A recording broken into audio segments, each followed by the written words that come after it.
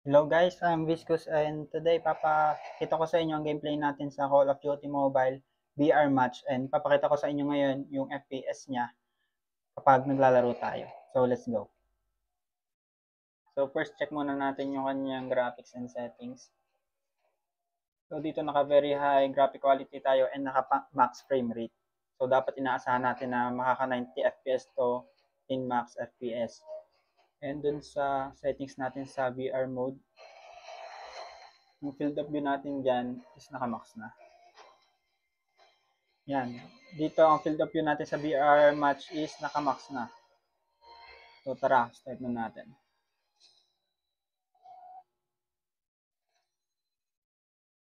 Abangan nyo rin guys yung review ko dito sa Lenovo Pencil ng Xiaoxin Pad Pro 2025. Gagawan ko rin yan ng review. And ang class natin dito guys is Smoke Bomber. Kasi requested din to na class sa atin.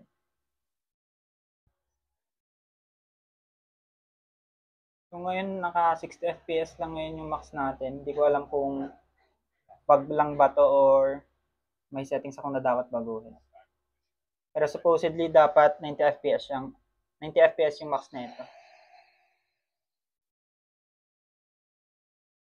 And at 30 degrees Celsius yung battery natin, battery temperature. Oh, hindi ko mapalo ng 90 FPS guys. Hindi pa optimize.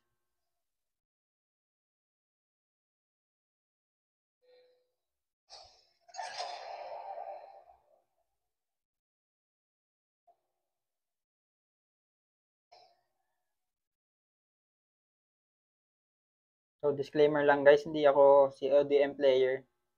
Lalaro lang ako for the sake of this review. So bear with me guys.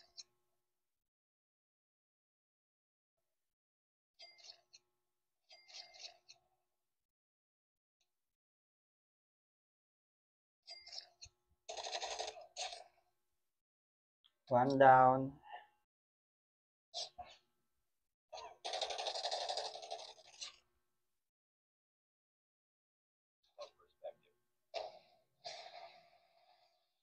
Ito guys, smoke bomb natin.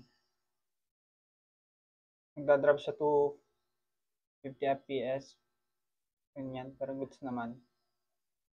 Try natin mamaya sa pag may kalaban na.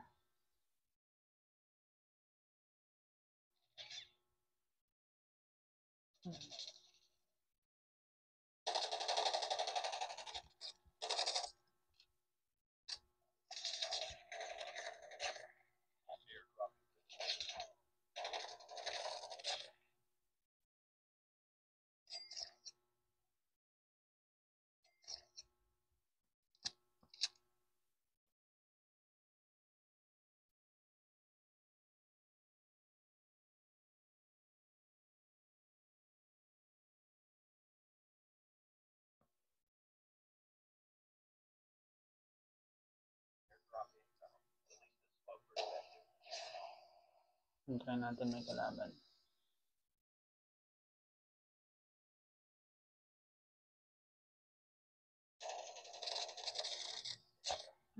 Hindi naman siya naglalag guys kahit nasa smoke. It's naman. Nagdadrop lang siya ng mga 53 FPS. It's naman siya.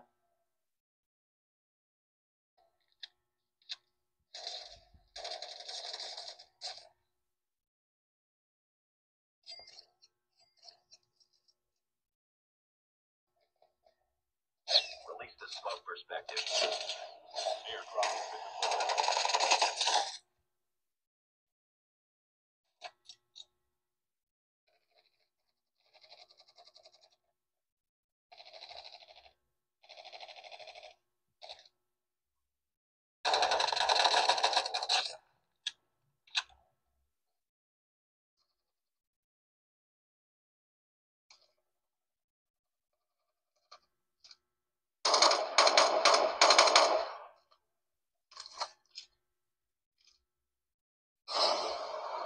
Time for a fire sale.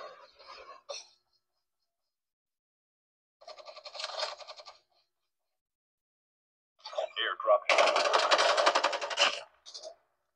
Release the smoke perspective.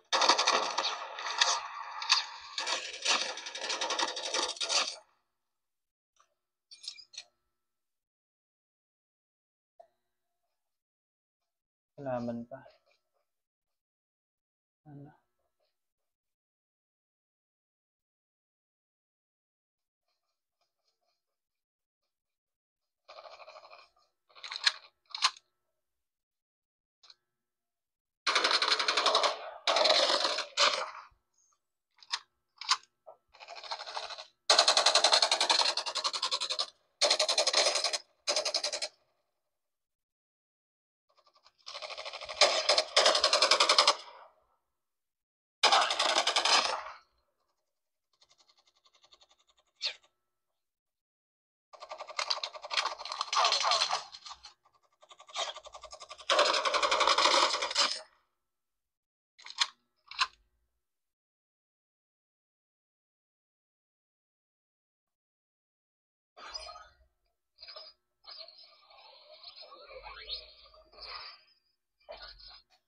Dates mo na.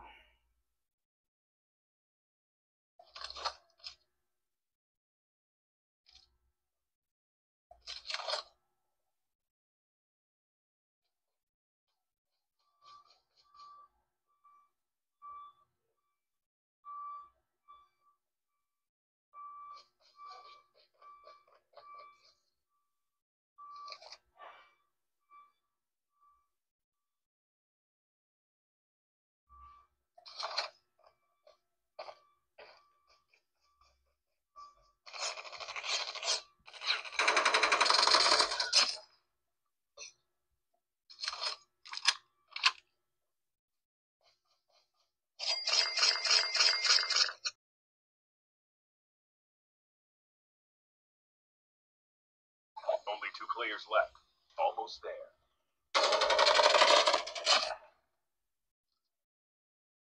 Tapos na.